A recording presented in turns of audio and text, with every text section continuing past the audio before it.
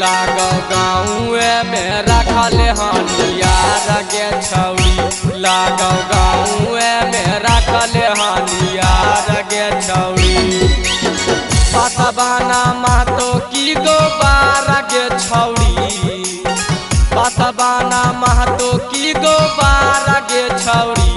आगे के कारा से कैले हानि प्यार गे छौरी, आगे के कारा से कैले हानि प्यार गे छौरी, कैले हानि प्यार गे छौरी।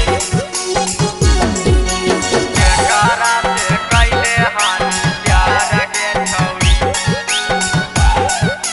कैले हानि प्यार गे छौरी। पंडित जी के राहिया में करो ही प्रणाम गे, यारा बात मिले जाही छौरी सुबह शाम गे। पंडित जी के राहिया में करो ही प्रणाम गे, यारा बात मिले जाही छौरी सुबह शाम गे। सोची के फाटो हो का पार गे छौरी, सोची के फाटो हो का पार गे छौरी।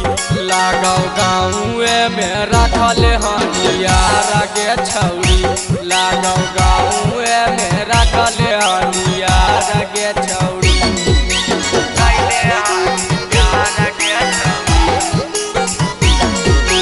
कैले हानि प्यार गे छौरी।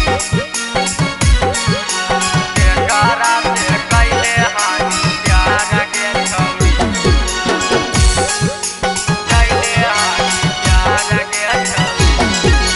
राइटर सलंदर के देने तो बताई गे, कर दे तो गुलशन पांडे कौनो तोर उपाय गे, कौनो तोर उपाय गे। राइटर सलंदर के देने तो बताई गे, कर दे तो गुलशन पांडे कौनो तोर उपाय गे।